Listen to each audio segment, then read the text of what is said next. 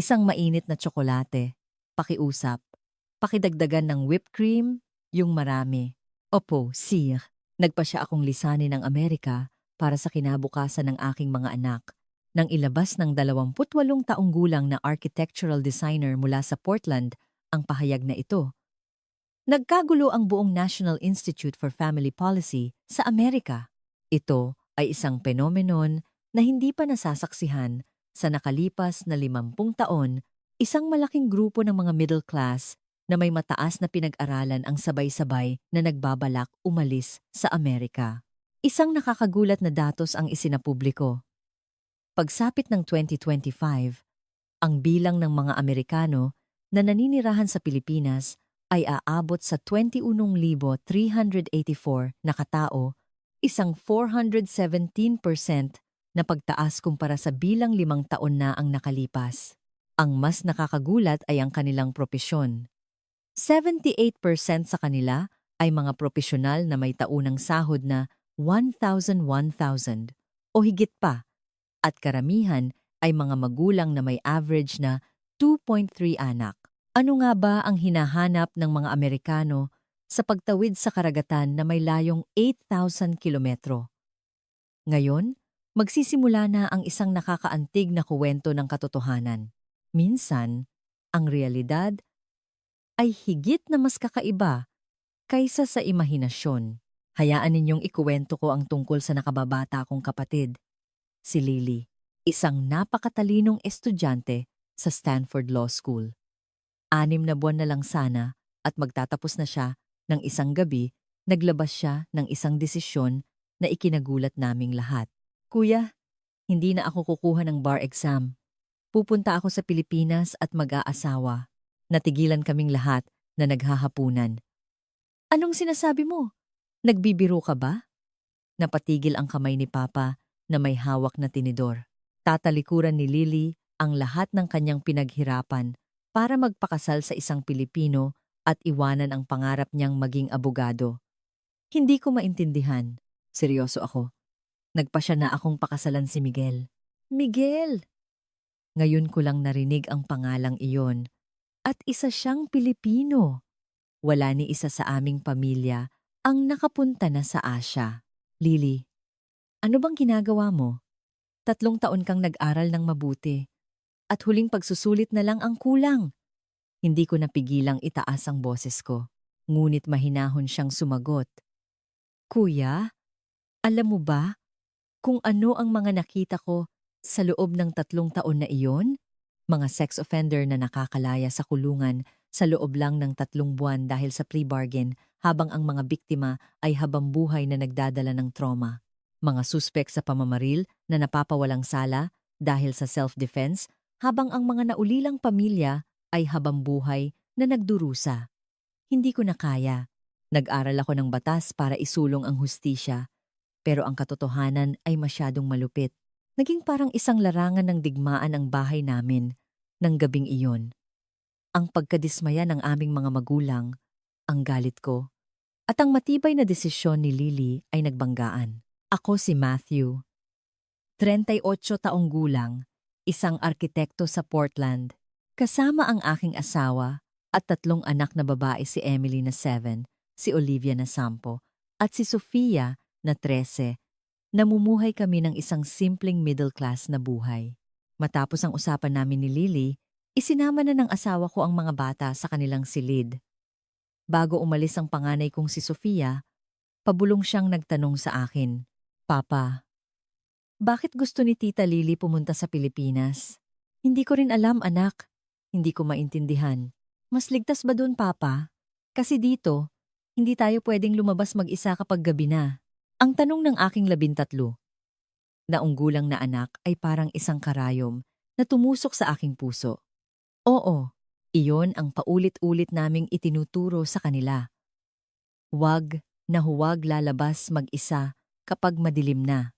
Nang kami na lang ni Lily ang naiwan, mahinahon ko siyang tinanong, seryoso ka ba talaga? Ipagpapalit mo ang lahat para lang sa isang lalaking Pilipino? Hindi lang ito para kay Miguel. Naaalala mo ba yung nangyari noong 1 linggo? Yung pamamaril sa harap ng courthouse. Nandoon ang kaklase kong si Jessica. Isang bala ang dumaan sa tabi ng dibdib niya. Sa isang lugar kung saan kahit ang korte ay hindi naligtas. Paano mo pa ipaglalaban ang hustisya? Naalala ko ang insidenteng iyon. Isang nasasakdal na hindi nasiyahan sa hatol ang namaril sa harap ng korte. 2 ang namatay, 5 ang sugatan. At sa tingin mo, iba sa Pilipinas? Sabi ni Miguel. Sa loob ng 30 taon, wala pang nangyaring pamamaril sa loob ng korte sa kanila. Kasi iligal ang pagmamay-ari ng baril. Isang bansa kung saan ang isang babae ay pwedeng maglakad mag-isa sa kalye ng alas 10 ng gabi. Paano ang lengguwahe? Ang kultura? Hindi ka marunong magtagalog. Ni isang salita, ngumiti si Lily. Kuya, alam mo ba? Noong isang taon lang, 123 katao ang namatay dahil sa pamamaril dito sa Portland. Dito sa progresibong lungsod na ipinagmamalaki natin. Mas mahalaga pa ba ang salita at kultura kaysa sa buhay? Nang gabing iyon, habang pauwi kami, sinabi ng asawa ko, may punto si Lily. Araw-araw, nabubuhay tayo sa takot. Pero ang pagtakas ba sa ibang bansa ang solusyon? Mula sa likurang upuan, nagtanong ang pangalawa naming anak, si Olivia. Mama, yung mga bata po ba sa Pilipinas, nagpa-practice din kung paano umiwas sa bala sa school, sabay kaming natahimik ng asawa ko. Sa sandaling iyon, napagtanto namin kung gaano kabaluktot ang mundong ginagalawan ng aming mga anak. Kinabukasan, bago pumasok sa eskwela, nagtanong si Sofia, Papa, bakit kailangan pa nating ihatid sundo kapag pupunta lang sa bahay ng kaibigan? Yung mga bata, sa pelikula sa ibang bansa, mag-isa lang silang sumasakay ng bus papuntang tutorial.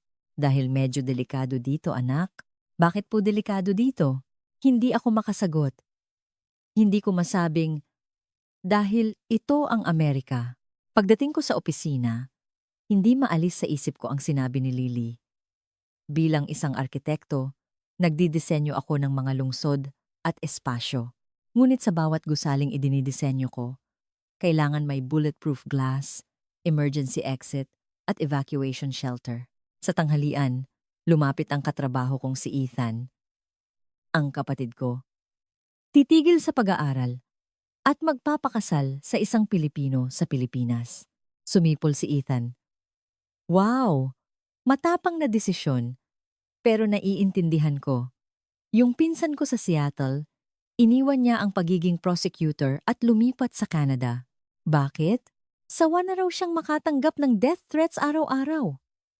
Natunto ng isang miyembro ng gang na kinasuhan niya ang address niya. Dito, kapag ipinaglaban mo ang tama, buhay mo ang kapalit.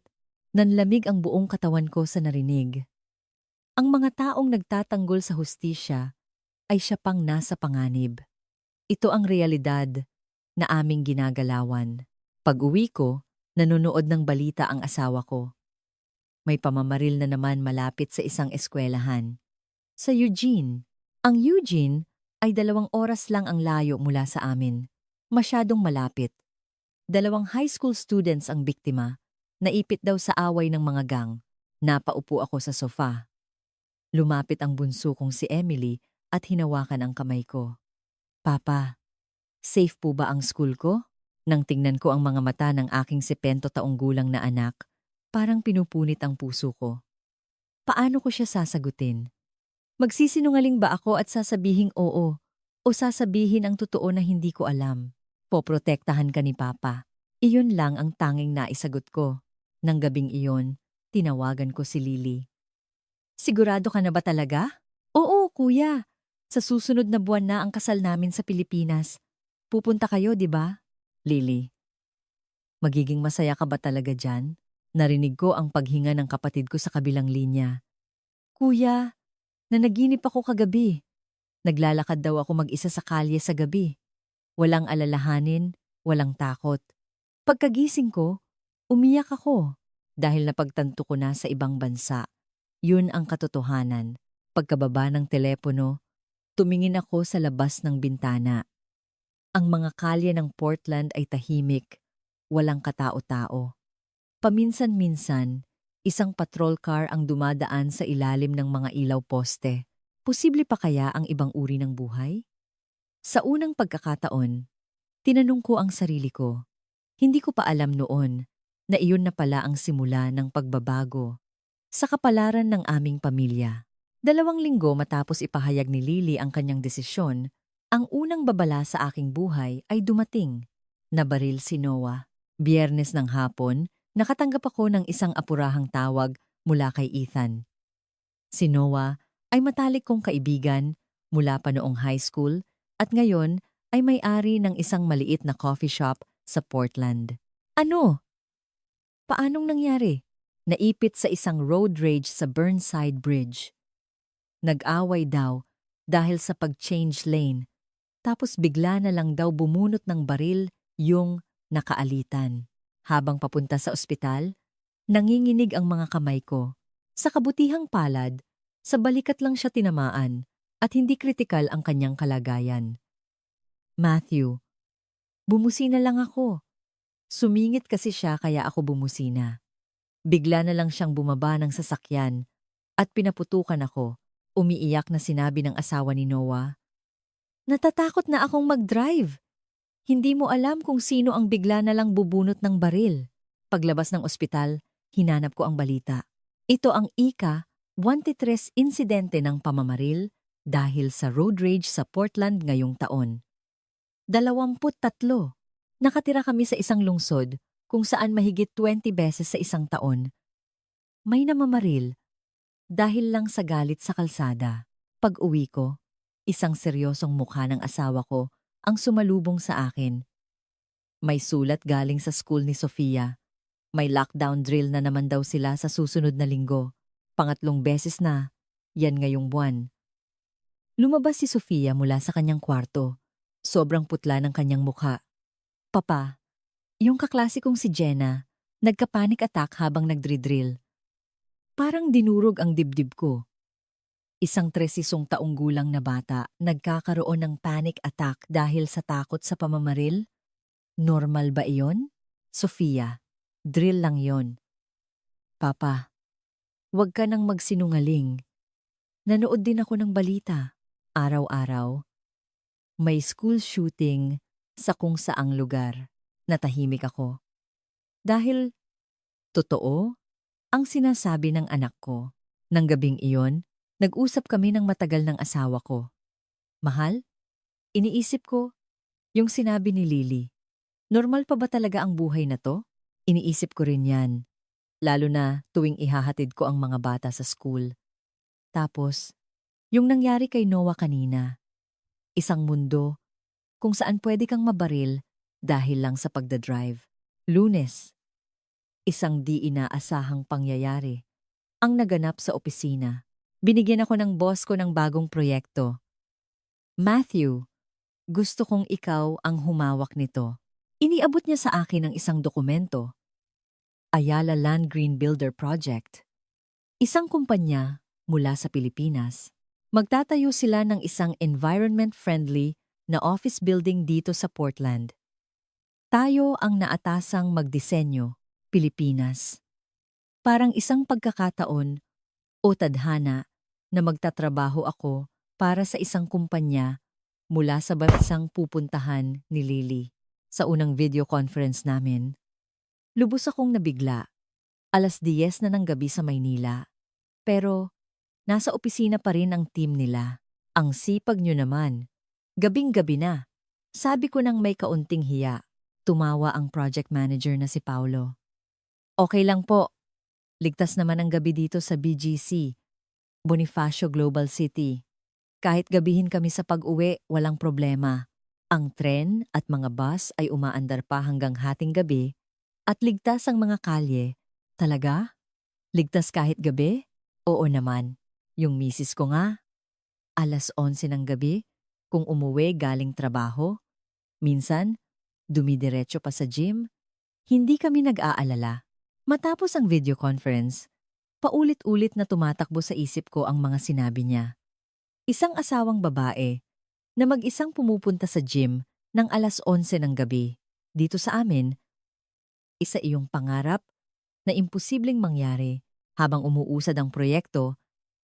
Mas naging madalas ang pakikipag-usap ko sa team mula sa Pilipinas. Sila ay magagalang, propesyonal, at higit sa lahat, tila panatag ang loob. Isang araw, nakausap ko si Paulo ng personal. Talaga bang ganyan kaligtas sa Pilipinas? Ano pong ibig ninyong sabihin? Dito kasi, ang pamamaril ay pang-araw-araw na lang na pangyayari. Nagulat si Paulo. Ah, oo nga pala. Ang gun problem sa Amerika. Dito po kasi, iligal ang pagmamay-ari ng baril para sa mga sibilyan, maging ang mga pulis. Bihira lang gumamit ng baril, maliban kung talagang kailangan. Paano ang krimen? Siyempre, may krimen din naman po, pero halos wala kang maririnig na insidente ng pamamaril. Noong nakaraang taon, sa buong Pilipinas, bilang lang sa daliri ang namatay dahil sa baril, at karamihan doon ay aksidente pa. Bilang lang sa daliri? Dito sa Portland, sa isang buwan lang, higit pa doon ang biktima. Nabanggit niyo po na may mga anak kayong babae, di ba? Ilang taon na po sila? Tanong ni Paulo. 3 sila. Lapitosi, 10, at 7. Ah, ako rin po. May 2 anak na babae, 12 at 9. Yung panganay ko, mag-isa lang sumasakay ng school bus papuntang tutorial. Tapos, mag-isang umuuwi ng mga 9:00 ng gabi. Normal po yun dito. Ang mga bata, sanay na lumabas ng mag-isa. Nang gabing iyon sa hapunan, ikinuwento ko sa pamilya ko ang usapan namin ni Paulo. Talaga? Pwedeng lumabas ang mga bata mag-isa sa gabi? Nagningning ang mga mata ni Sofia at mag-isa lang sumasakay ng bus? Wow! Gusto ko rin yun. Nakakahiya na palaging may hatid sundo ng magulang. Sumang-ayon si Olivia. Oo nga. Para tayong mga baby. Nag-aalalang sinabi ng asawa ko. Pero dito, wala tayong magagawa. Masyadong delikado. Biglang may breaking news sa TV. Pamamaril sa harap ng Portland Courthouse ngayong hapon. 2 patay, 5 sugatan. Sabay-sabay kaming natahimik. Sa korte, ang lugar na dapat sana'y simbolo ng hustisya, may pamamaril na naman. Tumunog ang telepono ko. Si Lily. Kuya, napanood mo ba ang balita? Nandoon yung kaklase kong si Jessica. Ngayon, naiintindihan mo na kung bakit ako aalis? Hindi mo pwedeng pag-usapan ang hustisya sa isang lugar kung saan kahit ang korte ay hindi naligtas. Pagkababa ng telepono, tiningnan ko ang aking pamilya. Takot sa mga mata ng 3 kong anak at pag-aalala sa mga mata ng aking asawa. Papa, pwede ba tayong pumunta sa Pilipinas? Mahinang tanong ng bunso kong si Emily. Sa sandaling iyon, napagtanto ko, ang aming pamilya, tulad ni Lily, ay naghahanap din ng ibang posibilidad. Isang buhay na walang putok ng baril. Isang buhay kung saan malaya kang makalabas sa gabi. Isang buhay kung saan ang mga bata ay maaaring maging malaya. Pupunta tayo sa kasal ni Tita Lily. Lahat tayo. Titingnan natin kung anong klaseng lugar ang Pilipinas. Biglang nagliwanag ang mga mukha ng mga anak ko. Nang gabing iyon, nag-text ako kay Lily. Pupunta kaming lahat sa kasal mo at gusto kong makita ng sarili kong mga mata kung ano ang mayroon sa Pilipinas. Agad siyang nag-reply. Kuya, magbabago ang buhay niyo. I promise. Noon hindi ko pa alam kung gaano katotoo ang mga salitang iyon. Abril 2025. Sa wakas, ay nakasakay na kami sa eroplano patungong Pilipinas. Matapos ang laban-ating na oras na biyahe, pagdating namin sa Ninoy Aquino International Airport, sinalubong kami ni Lily at Miguel na may malapad na ngiti. Ang gaganda naman ng mga pamangkin ko. Ang cute-cute ninyo! Niyakap ni Lily ang mga bata at may sinabi sa Tagalog. Anong sabi ni tita? Papa, tanong ni Sofia. Sabi niya. Ang gaganda niyo raw. Paliwanag ni Miguel sa matatas na Ingles. Maganda ang unang impresyon ko sa kanya. Mas matangkad si Miguel kaysa sa inaasahan ko at mukhang mabait. Higit sa lahat, kitang-kita sa mga mata niya ang pagmamahal para kay Lily. Habang papunta kami sa lungsod ng Maynila, hindi maalis ng mga bata ang kanilang tingin sa bintana. Wow! Ang laki ng tulay na yan, sabi ni Olivia. Ipinaliwanag ni Lily na iyon ang San Juanico Bridge at mas maganda raw iyon kapag may ilaw sa gabi. Sa unang gabi namin sa Maynila, dinala kami sa Bonifacio Global City o BGC. Kahit 10:00 na ng gabi, puno pa rin ng tao ang mga kalye. Ang pinakanakagulat sa lahat ay maraming babae na mag-isang naglalakad nang walang takot.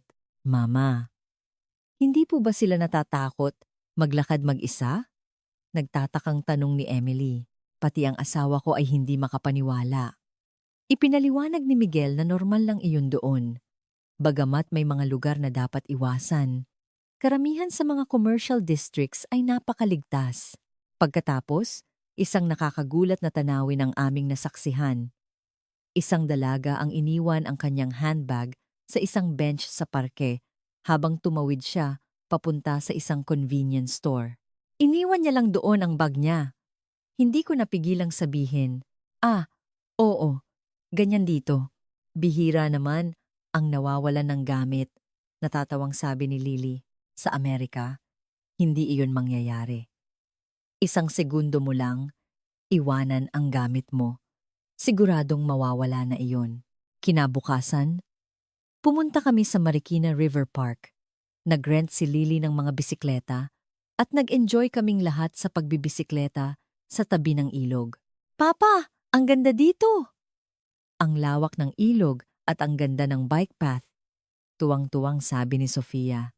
Ang pinakamahalaga, kahit na medyo lumayo ang mga bata, habang nagbibisikleta, wala akong naramdamang kaba. May mga CCTV camera sa lahat ng dako at may mga pulis na nagpapatrolya. Ngunit wala silang dalang mahahabang baril. Mama, naiihip po ako, sabi ni Emily. Sige anak, samahan kita. Kaya ko na po mag-isa. Malapit lang naman yung banyo. Sa Amerika, hinding-hindi ko hahayaang pumasok ang 7 taong gulang kong anak sa isang pampublikong banyo ng mag-isa. Pero dito, kakaiba, mayroon akong pakiramdam ng kapanatagan. Puro pamilya na may mga anak ang nasa paligid at payapa ang atmosfera. Sasama ako kay Emily, sabi ni Sofia at hinawakan ang kamay ng kapatid. Habang pinapanood namin ang dalawa naming anak na tumatakbo papunta sa banyo, bumulong ang asawa ko. Nakapagtataka, bakit kaya hindi ako nag-aalala dito? Kinagabihan, dinala kami ni Miguel sa poblasyon sa Makati, isang lugar na sikat sa mga kabataan. Dahil malapit sa mga opisina at kondo, puno ito ng mga taong masisigla. Wow, ang daming mga ate at kuya, sabi ni Olivia. Karamihan sa kanila mga young professionals.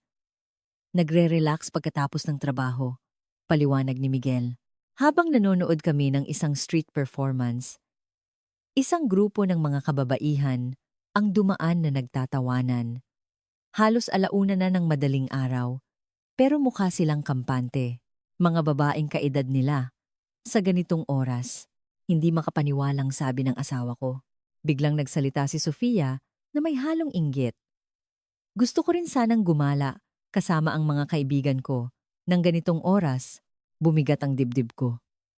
Natural lang para sa isang 12 taong gulang na gustuhing makasama ang mga kaibigan. Pero sa Amerika, hindi namin iyon pinapayagan dahil sa kaligtasan. Sa 3 araw, binisita namin ang pamilya ni Miguel. Mainit kaming tinanggap ng kanyang mga magulang. Mabuti at nakarating kayo ng ligtas. Bati ng nanay ni Miguel sa medyo hirap na Ingles. Habang kumakain, nagtanong ang tatay ni Miguel.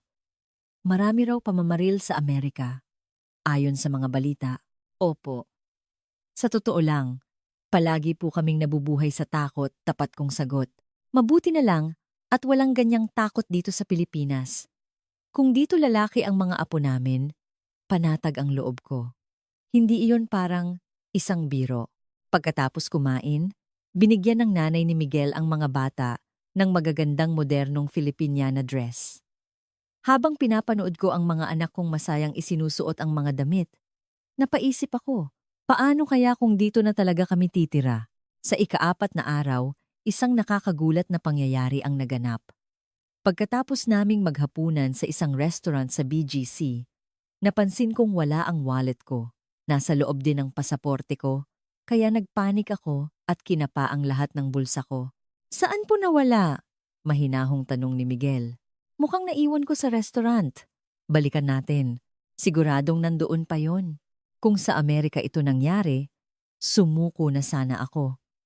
Ngunit puno ng kumpiyansa si Miguel na dinala ako pabalik sa restaurant at sa aking pagkagulat, ang wallet ko ay nasa counter, iniingatan ng staff. Naiwan niyo po ito, sir. Isang customer po ang nakakita at nagbigay sa amin, magalang na sabi ng staff. Cash, credit cards, passport, walang kulang. Madalas po bang mangyari ito? Tanong ko. Opo, sir. Kapag may nakapulot po ng gamit dito, kadalasan po, isinasauli talaga. Sa ika-5 araw, para sa mga bata, pumunta kami sa isang malaking theme park. Namangha kami sa laki nito.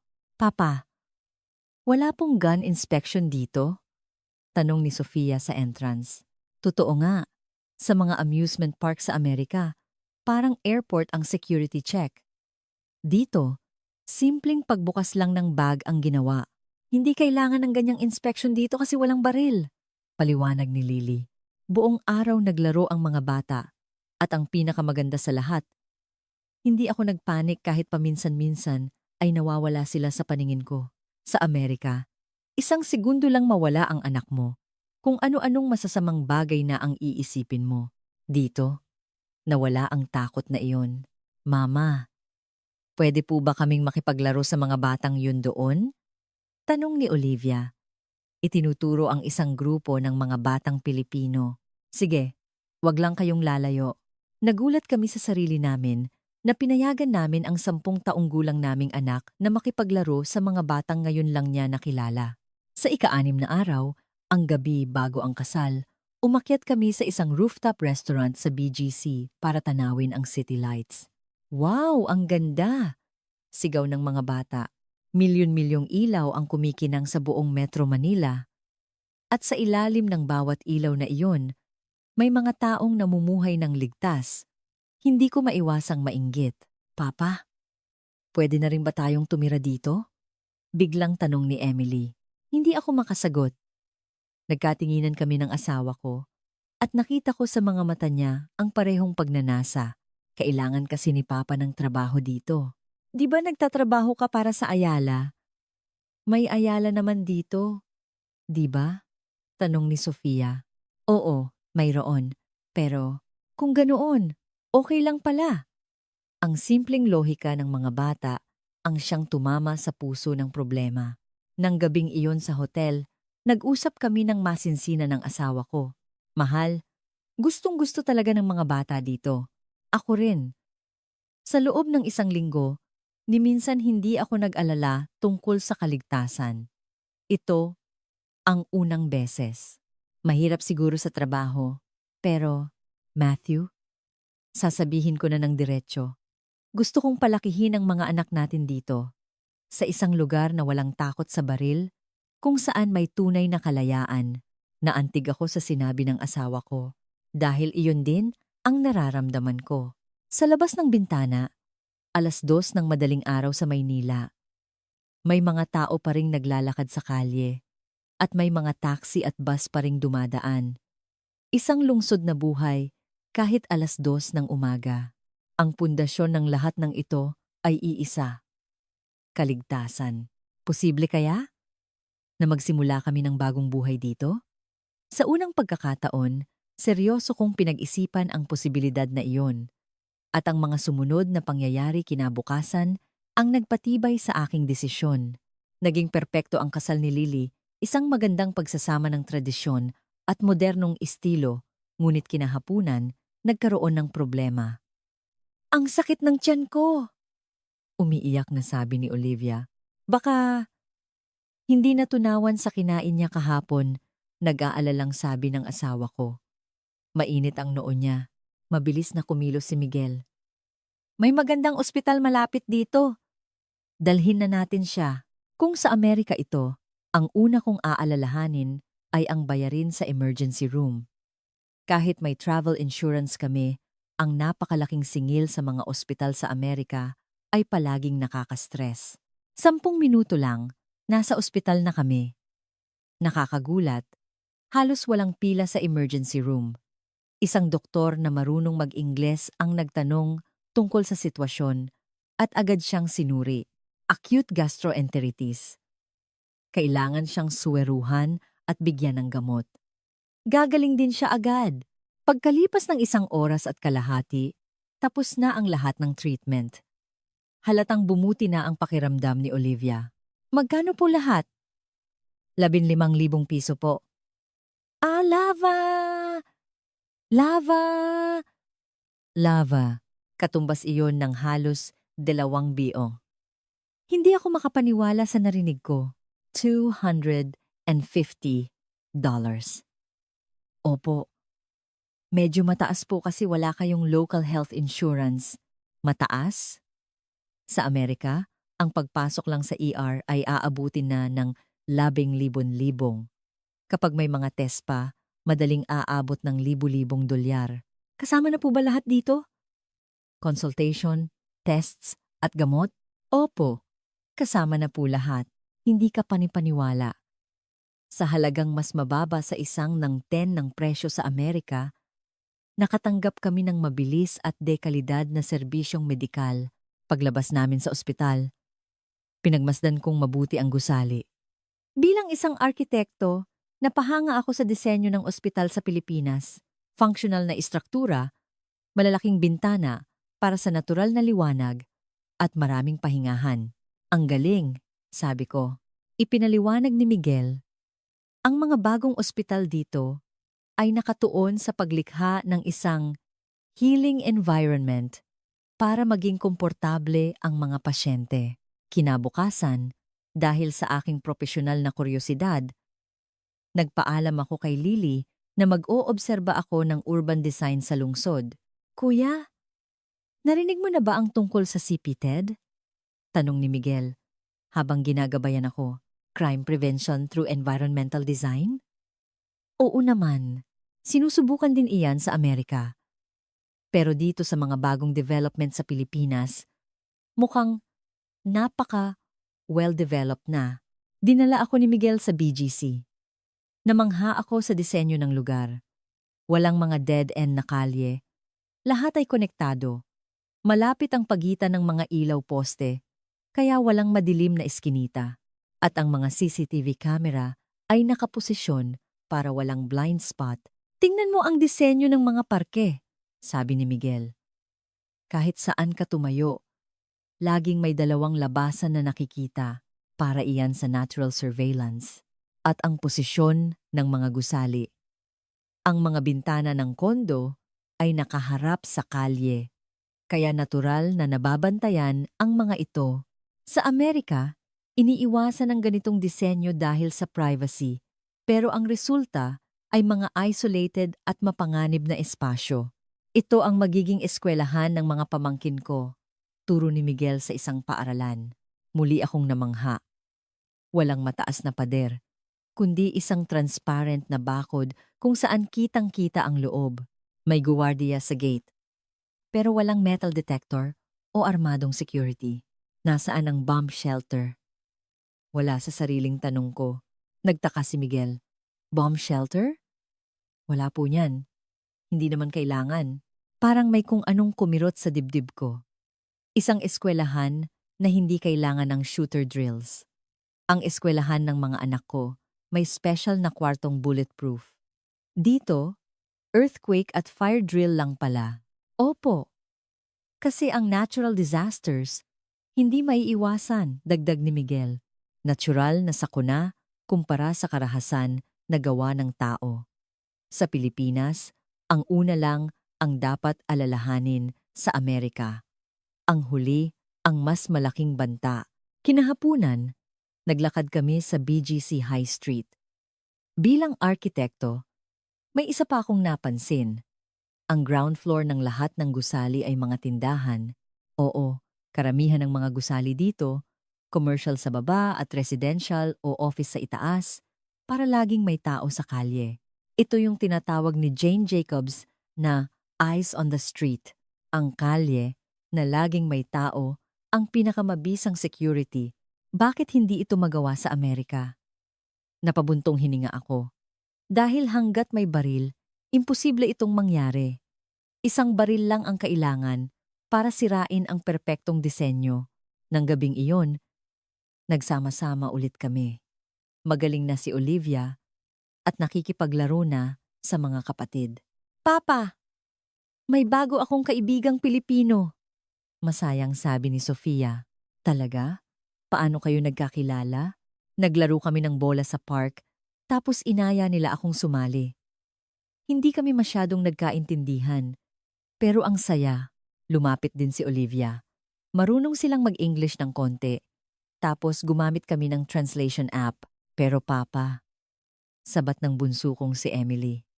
Wala silang kasamang magulang. Sila-sila lang ang nagpunta sa park. Ilang taon sila? Kasing edad ko po, mga 7 o 8. Isang 7 taong gulang na bata na naglalaro sa parke ng walang kasamang magulang. Sa Amerika, maaari kang kasuhan ng child neglect dahil doon. Mama, gusto ko rin pong ganoon, na kami-kami lang ng mga kaibigan ko ang lalabas. Sabi ni Sofia, tumingin sa akin ang asawa ko at nabasa ko sa mga mata niya ang parehong pagnanasa. Paano kung ang mga anak din namin ay maranasan ang kalayaang ito? Pauwi sa hotel, lumapit si Lily. Kuya, naiintindihan mo na siguro ang desisyon ko. Uwe, at naiinggit ako. Pumunta na rin kayo dito, kuya. Para sa mga bata, pero ang trabaho. Nagtatrabaho ka para sa Ayala, di ba? May pagkakataon. Ang kailangan lang ay desisyon. Nang gabing iyon, hindi ako makatulog. Ang mga nakita ko sa loob ng isang linggo ay paulit-ulit na naglalaro sa isip ko. Mga ligtas na kalye, malayang mga bata, makatuwirang sistema ng kalusugan, at isang lipunang walang baril. Posible kaya talaga? Bumulong ang asawa ko. Gusto kong subukan para sa mga anak natin. Pareho kami ng nararamdaman. Maraming problema, pero kinabukasan, isang di inaasahang pangyayari ang dumating sa huling umaga namin sa Pilipinas. Sinabi ni Miguel na gusto niya akong makausap. Kuya, kape tayo? May gusto lang akong sabihin. Interesado akong malaman kung anong klaseng tao ang mag-aalaga sa kapatid ko. Pumasok kami sa isang tahimik na coffee shop. Kuya, una sa lahat, gusto kong humingi ng paumanhin dahil sa akin. Mapapalayo si Lily sa inyo. Seryosong sabi ni Miguel. Hindi mo kailangang humingi ng tawad. Desisyon iyon ni Lily. Pero siyempre, malulungkot kami. Miguel, bakit hindi ka na lang nanirahan sa Amerika? Natahimik siya sandali.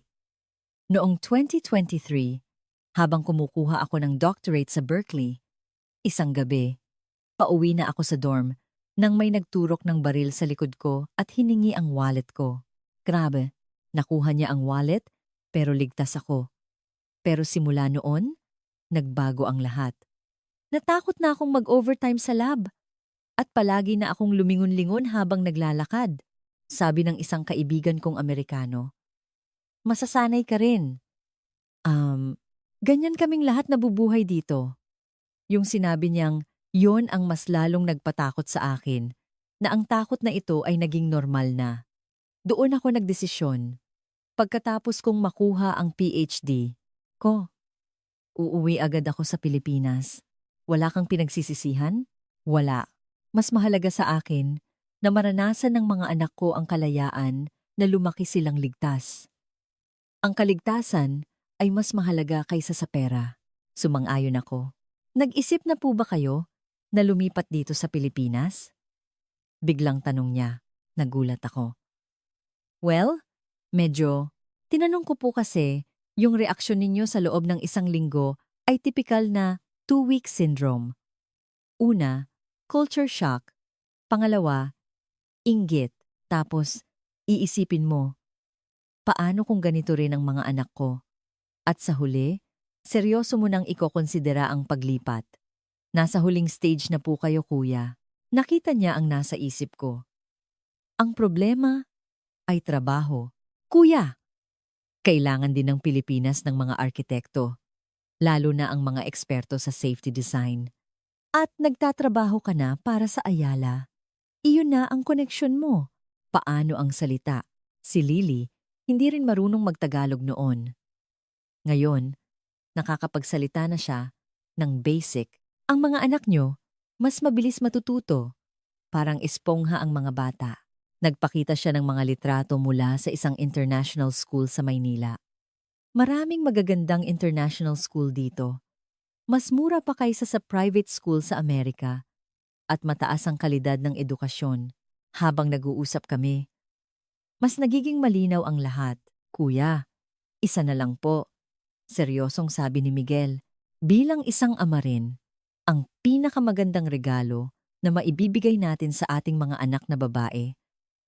Mahalaga ang pera at edukasyon, pero walang hihigit sa isang kapaligiran kung saan maaari silang lumaki ng walang takot. Tumagos sa puso ko ang mga salitang iyon. Alam niyo po ba kung ano ang pinakakinatatakutan ko sa Amerika? Kung paano ko palalakihin ang isang anak na babae sa gitna ng karahasan, droga, at krimen. Kaya ako umuwi. Ang mga anak ko ay dapat lumaki sa isang mundong walang ganoong takot. Kuya, ang oportunidad ay ginagawa. Si Lily, iniwan niya ang lahat, pero mas masaya siya ngayon. Magtatrabaho na siya bilang international lawyer sa isang law firm dito. Naging bentahe pa ang US law license niya. Ganun din po kayo. Ang isang arkitekto na may karanasan sa American safety design ay kailangan din dito. Iniabot niya sa akin ang kanyang business card. Kung seryoso po kayo, tawagan niyo lang ako. Ipapakilala ko kayo sa mga kakilala ko sa industriya. Pabalik sa hotel, magulo ang isip ko. Ang paglipat sa Pilipinas ay hindi na isang malayong pangarap, kundi isang posibleng realidad. Pagdating ko sa kwarto, nag-eempake na ang mga bata. Ngunit malungkot ang kanilang mga mukha. Uuwi na po tayo, sabi ni Emily. Papa, babalik po ba tayo dito? Tanong ni Olivia. Oo, babalik tayo. Promise po ha? Sabi ni Sofia, iniabot ang kanyang pinky finger. Habang ginagawa namin ang pinky promise, naisip ko, baka sa susunod na pagbalik namin, dito na kami titira. Sa airport, bago kami sumakay sa eroplano, lumingon ako ang makulay na NAIA at sa malayo ang mga ilaw ng Maynila. 1 linggo lang ang nakalipas, isa itong dayuhang lugar. Ngayon, isa na itong lupain ng mga posibilidad. Makakabalik kaya kami? Pero hindi ko inasahan na ang sagot ay darating ng mas maaga at sa isang napakalungkot na paraan. 1 buwan na ang nakalipas mula nang bumalik kami mula sa Pilipinas. Bumalik na kami sa dati naming buhay, ngunit iba na ang tingin ko sa lahat. Araw-araw, tinitingnan ng mga bata ang mga litrato namin sa Pilipinas, habang kami ng asawa ko ay palihim na nagsasaliksik tungkol sa paglipat. Isang Biyernes ng gabi, Mayo 2:00 tumunog ang telepono. Matthew, buksan mo ang TV. Sigaw ni Ethan. Pagbukas ko ng TV, nakita ko ang breaking news. Lamang patay, 15, sugatan, parang tumigil ang puso ko. Ang Lloyd Center ay 15 minuto lang mula sa bahay namin. Si Noah. Nandoon si Noah. Umiiyak na sabi ni Ethan. Sabi niya, bibili lang ng gamit para sa coffee shop. Hindi ko siya makontak. Tinitigan ko ang TV. Magulong eksena. Mga pulis. Ambulansya. Mga taong nagsisigawan. Dumating ang asawa ko kasama ang mga bata. Mahal, anong nangyayari? Dalhin mo ang mga bata sa kwarto. May insidente sa mall. Pero huli na. Nakatingin na si Sofia sa screen. Papa, yan ang Lloyd Center. Kakapunta lang natin dyan. Tumunog ulit ang telepono ko. Isang hindi kilalang numero. Hello? Si Mr. Matthew po ba ito? Mula po kami sa Portland General Hospital. Si Mr. Noah Jameson po ay dinala rito. Ang numero niyo po ang nakalista bilang emergency contact. Buhay po ba siya? Opo. Pero, kritikal ang kanyang kondisyon. Pumarito po kayo agad. Mabilis akong lumabas ng bahay. Nabaril si Noah. Pupunta ako sa ospital. Pagdating ko, parang isang battlefield ang ER. Puno ng mga biktima at kanilang mga pamilya. Kaibigan po ako, sabi ko sa doktor. Nabaril po siya sa tiyan at inooperahan ngayon. Mapanganib pa rin ang kanyang kalagayan. Sa waiting room, nakita ko si Ethan. 3 buwan lang, Matthew. Pangalawang beses na siyang nabaril sa loob ng 3 buwan. Anong nangyayari? Sa bansang to, tuloy-tuloy ang balita. Isang 20 anyos na lalaki ang suspek. Basta na lang namaril gamit ang isang semi-automatic rifle. Pagkatapos, isang mas nakakagulat na balita, inilabas ang listahan ng mga namatay. May sumigaw sa waiting room. Nang tingnan ko ang listahan sa telepono, nanlambot ang mga tuhod ko. Olivia Chen, 28, ang kaibigan namin mula high school.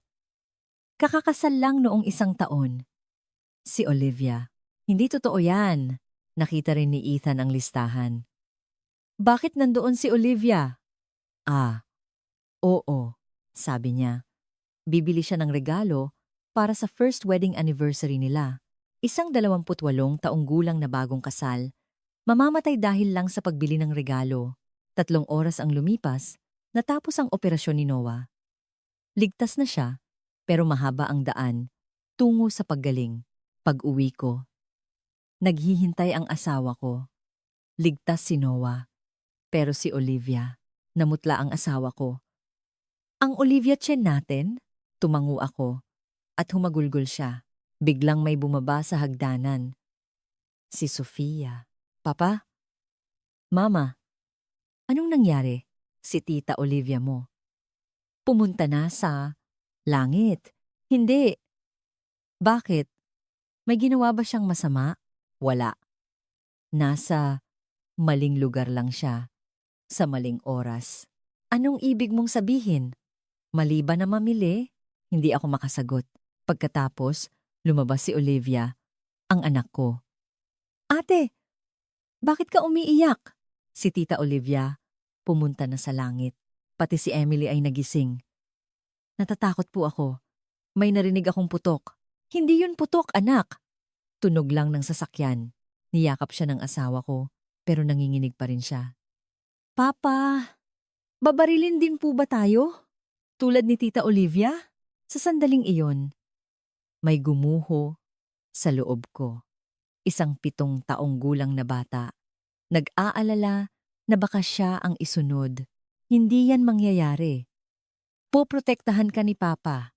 Pero alam kong walang laman ang mga salitang iyon. Nang makatulog na ang mga bata, sinabi ng asawa ko, sawa na ako.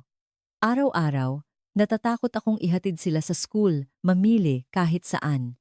Matthew, seryoso na tayo. Lumipat na tayo sa Pilipinas. Ayokong hintayin na mangyari sa mga anak natin ang nangyari kay Olivia. Pero ang trabaho, ano ang mas mahalaga? Trabaho o mga anak natin? Buhay o pera? Tama siya. Nang gabing iyon, nag-usap kami hanggang madaling araw. Isa lang ang conclusion. Kailangan naming umalis. Kinabukasan, sa almusal, nagtanong si Sofia, Papa, sa Pilipinas po ba, hindi talaga nangyayari ang ganito? Oo, anak. Walang baril doon. Kung ganoon, bakit hindi tayo pumunta doon? Oo nga, sabi ni Olivia. Sabi ng mga kaibigan namin doon, nakakalabas sila kahit gabi. Bumulong si Emily. Ayoko na pong mag-practice ng shooter drill, tumibay ang aking desisyon.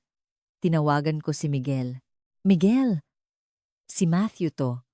Seryoso na kaming lumipat diyan. Pwede mo ba kaming tulungan? Oo naman, kuya. Anong nangyari? Isang kaibigan namin. Namatay. Sa pamamaril. Sa mall. Hindi na kami pwedeng mabuhay dito. Nakikiramay po ako, kuya. Gagawin ko ang lahat ng makakaya ko. Ipadala mo sa akin ang resume mo. Nangako ako sa sarili ko.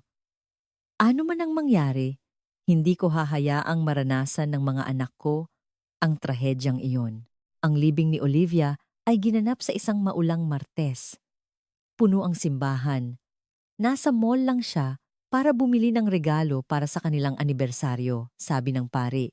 Ang kanyang asawa, si Jack, ay parang wala sa sarili. Matthew, aalis na rin ako. Hindi ko na kayang manirahan dito. Isa na namang kaibigan ang aalis. Pag-uwi ko, nagsisearch ang asawa ko. Tinitingnan ko ang mga international school sa Maynila. Mahigit 10 sila. Matthew, umalis na tayo. Baka tayo na ang susunod. Mula noon, nagsimula na ang aming paghahanda. Kinausap ko ang boss ko. Nang ikwento ko ang nangyari, tumango siya. Naiintindihan kita. May anak din akong babae.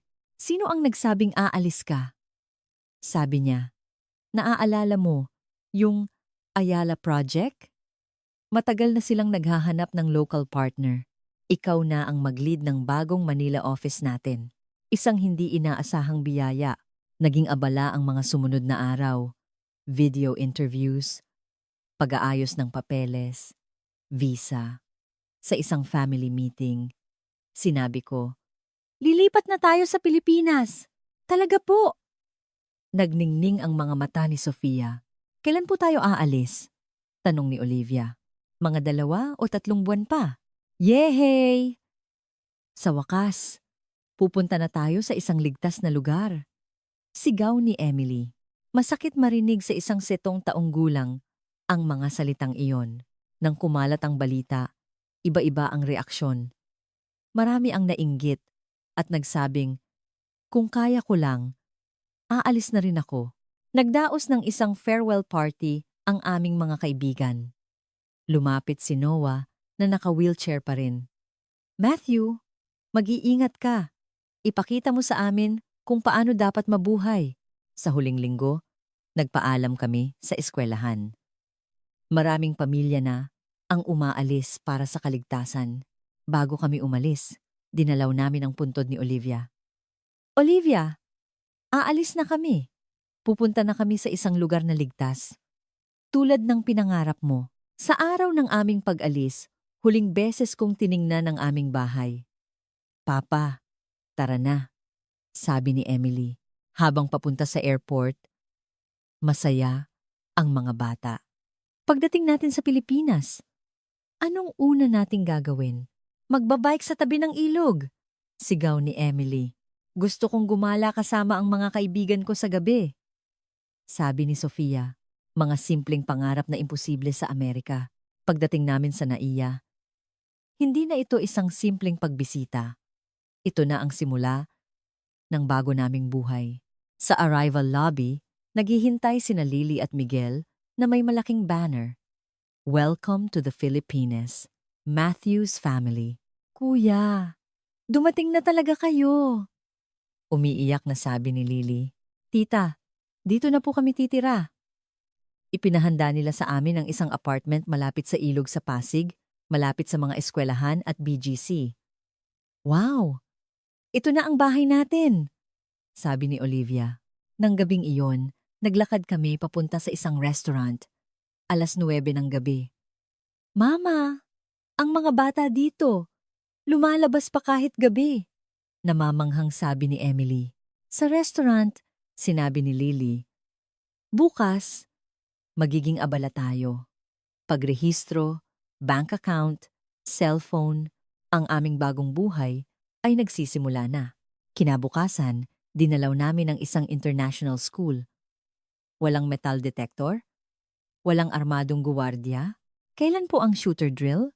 Tanong ni Sofia. Ngumiti ang staff. Wala kaming ganyang drill dito. Earthquake at fire drill lang. Nagliwanag ang mukha ni Sofia. Talaga? Hindi na namin kailangang magtago sa ilalim ng mesa? Oo. Dito, mag-aral ka lang ng mabuti. Pagkalipas ng isang buwan, nagbago ang mga bata. Naging mas masayahin sila at mas may tiwala sa sarili. Si Sofia ay may mga kaibigan ng Pilipino. Si Olivia ay sumali sa isang dojo ng karate. Mama, mag-isa na po akong pumunta at umuwi galing dojo. Ang pinakamalaking pagbabago ay kay Emily. Hindi na siya nananaginip ng masama. Papa, ang sarap sa pakiramdam na walang putok ng baril, sabi niya isang araw. Naging maayos din ang trabaho ko. Isang Sabado ng gabi, nagbike kami sa park. Kahit madilim na, puno pa rin ng tao. Papa, ang daming tao kahit gabi. Oo anak, ligtas kasi dito. Ito na yon. Ito ang buhay na hinahanap namin. Sa lampadbisina ng The Live, ang buhay, huminto ang asawa ko. Mahal, tama talaga ang desisyon nating pumunta dito. Habang tinitingnan ang mga ilaw ng lungsod na sumasalamin sa tubig, sumagot ako, oo, ito ang tamang desisyon. Sumigaw si Sofia. Papa, Mama, sa susunod na linggo, manonood kami ng sine ng mga kaibigan ko. Gabi. Anong oras? Mga 7 p.m.? Tapos mga 9 p.m. ang uwi. Mag-isa na lang po akong sasakay ng bus pa uwi sa Amerika. Imposible iyon. Isang 37 taong gulang, manonood ng sine sa gabi at uuwi mag-isa. Mag-iingat ka. Nagulat siya. Talaga po? Payag kayo? Oo naman. Ligtas naman dito. Tumalon siya sa tuwa. Yes! Sa wakas, totoong teenager na ako. Habang pinapanood ko siya, naluha ako. Ito ang pinakamagandang regalo sa aming mga anak. Ang karapatang mamuhay ng malaya, pauwi. Hinigpitan ni Emily ang hawak sa kamay ko. Papa, hindi na mangyayari dito. Yung nangyari kay Tita Olivia, di ba? Oo anak, hindi na. Mabuti naman po. Panatag na ako. Ang kapanatagan na nararamdaman ng isang 7 taong gulang na bata iyon ang nagbigay sa akin ng katiyakan na tama ang lahat ng aming desisyon. Nang gabing iyon, tumunog ang telepono ko. Si Ethan, kamusta na kayo? Okay kami. Kayo? Magaling na si Noah. Naghahanda na rin kaming umalis. Talaga? Saan? Sina Noah? Sa New Zealand. Ako, iniisip ko rin ang Pilipinas. Ilang tao pa kaya ang aalis? Kailan kaya muling magiging ligtas ang Amerika? Ngunit ang mahalaga ngayon ay ang aking pamilya ay ligtas at ang aking mga anak ay malayang nangangarap sa isang lugar kung saan maaari silang lumaki. Olivia, nagawa namin. Nahanap namin ang isang ligtas na buhay na pinangarap mo. Ito ang kwento ng isang pamilya na naglakbay para sa kaligtasan. Ang matapang na desisyon ni Lily ang nagligtas sa buong pamilya at ngayon, ang 3 magkakapatid ay lumalaki ng walang anumang takot. Ito ay isang paalala na minsan, ang pag-iwan sa lahat ay ang pinakadakilang pagpapakita ng pagmamahal.